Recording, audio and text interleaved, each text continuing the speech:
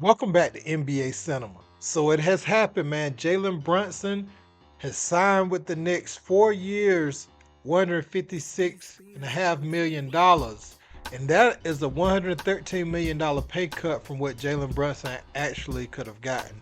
You know, he left some money on the table, but he wants to compete for an NBA championship. And people look at that and they see, okay, uh, OG Ananobi took his money. Jalen Brunson, at his age, this point in his career, his prime, should probably take the highest dollar amount. But if you look back at a team like Golden State, when Steph Curry was having all of those ankle injuries earlier in his career, he was on what, a 4 year, $40 million deal at one point. And this was under a different salary cap, obviously, and all that stuff. But um, he was on a team friendly deal still when people were making hundreds of millions of dollars, and that's when that dynasty started. If you look at that, and also I want to say, you know, that's when they were able to bring in KD. So you look at the Knicks, um, Jalen Brunson looked around at those type of things, looked at Tim Duncan and the sustained excellence of the San Antonio Spurs when he was taking less money throughout his career. That's why they didn't have as many dips, you know, as some of the other teams that won in that era. They were going to the playoffs every year, not winning every year, but staying competitive each season. And that's because the star was taking a cut. And Jalen Brunson took, you know, some pages out of that book, and hopefully the Knicks will keep him around far after his playing days. You know, and because Jalen Brunson has really shown that he's there to win and he's all about the organization. Um, we're gonna look at like the details of his contract. So this extension, you know, in 2025, 2026, he'll make close to 35 million. He'll make 37.7 million the next season. In 2027, 2028, he'll make 40 and a half million. And then, you know, 2028, 2029, he'll make $43.3 million.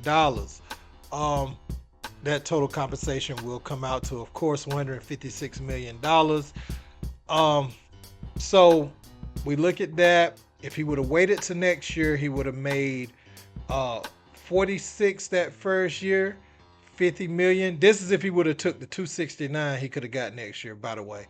In 2027, he would have made close to 54 million. That next year, over 57 and a half million. Then 2029, 2030, he would have made $61 million, man. So over $61 million. So Jalen Brunson is leaving a lot of money on the table. You look at the cap savings in this graphic, and then you look at the next contract he would be able to sign. You know, in 2028, he could do a 4 year extension for 323 million. 5 years, 418 million. You know what I'm saying? So uh, that's Jalen Brunson going forward, looking at, you know, how this money is divided and all that stuff. And you know, maybe he'll still be in his prime at that point. Jalen Brunson will be what, played at Dallas 3 or 4 years. Um, and this will be his third season in New York. He'd be somewhere around 31, 32, 32, 33, something like that. And so he would be eligible for that amount of money in that amount of time. And we'll see if the Knicks honor that or if Jalen Brunson will even take that. You know, just depending on how much they've won at that point and everything. So JB is going to be held in high regards. I think in a lot of Knicks fans' minds, it was split already, you know, who was the better Nick, him or Carmelo Anthony. But I think after this move, I think New Yorkers are going to hold Jalen Brunson in a higher esteem all time than they do Carmelo Anthony. Most of them, you know, some people still going to rock with Melo, but I just think Jalen Brunson is so beloved. His style of play, his demeanor, everything about him is the city. That's why the city galvanizes behind him so much. Hard hat guy, has his Villanova brothers there. Got Mikal Bridges, who probably will make an all-star team with the Knicks because Bridges is that player. I know people look at him as lesser than some of the other stars, but Mikal Bridges is more than capable of playing, night in and night out with your Devin Bookers. You could put him in a game with Ant-Man and he can have the better game. You know what I'm saying? So he's that type of consistent player who on this stage will be able to play even to the level of players that may have more talent than him. He's one of those stars. But I look at him as a star shooting guard, really. You know what I'm saying? It's because he brings so much on both ends, but he's a capable scorer, much better scorer than OG, but brings you a lot of the things that OG will bring you on the defensive end. So look for their bench to be able to be filled out really nicely. They're going to be able to put a team around Brunson now for them to compete for years to come. One of my big question marks is OG Anunoby and his health. Is he going to be healthy throughout this run? Because Jalen Brunson has set the table nicely. You have Mikal Bridges, you have Josh Hart, Dante DiVincenzo. Some of those guys get to go to the bench now. Julius Randle, what are you going to do next time your contract is up? Are you going to try to command too much money? Because now the precedent has been set. You're not getting another 200 and something, I don't think.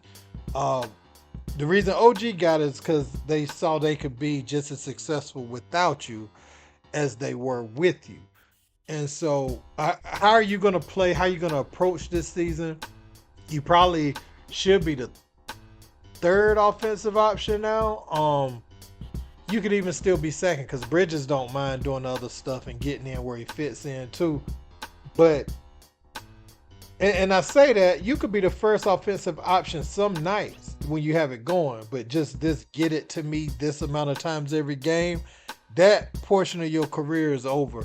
And New York Knicks fans are thankful that you came first, but now you're going to have to defer a little bit more. And I was actually hoping that the Knicks went out and got Andre Drummond when he became available because Philly grabbed him 2 years, $10 million. I thought that would have been a good fit when Hartenstein left, just from a rebounding perspective. So now I'm going to look at what they do with this money as far as their center hunt. You can't expect Mitchell Robinson to be healthy enough for an entire season. You have no evidence of that being true. So why would you expect why would you put everything into Mitchell Robinson's health this year? So I'm looking at the Walker Kessler thing, Nick Richards. I'm looking at all those type of players. Jalen Duren is the guy though.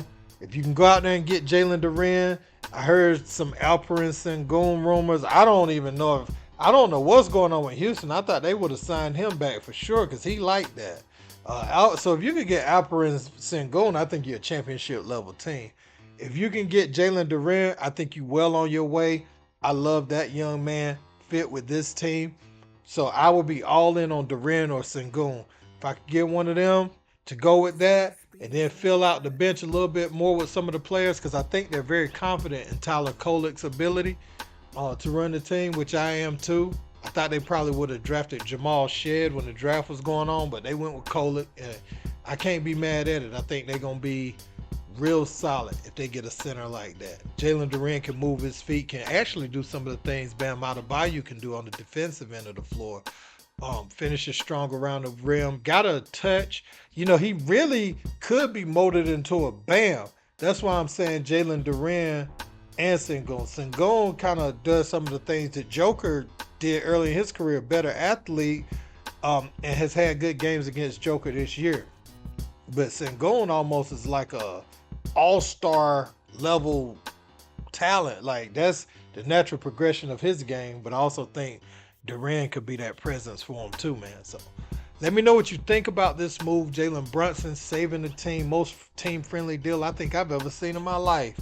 For somebody in their prime that was on a bargain in this contract, this guy has been the most team-friendly star I've seen as far as contract, right? You look at his first two contracts with the Knicks, it's less money than he's played at the entire time he's been in a Knicks uniform. So let me know what you guys think, where you think the rest of this money should go. Knicks fans, let me know in the comment section. What do you think they gonna go out there and do? Who do you want to see on this roster? Don't forget to like, share, and subscribe. Till next time. Peace.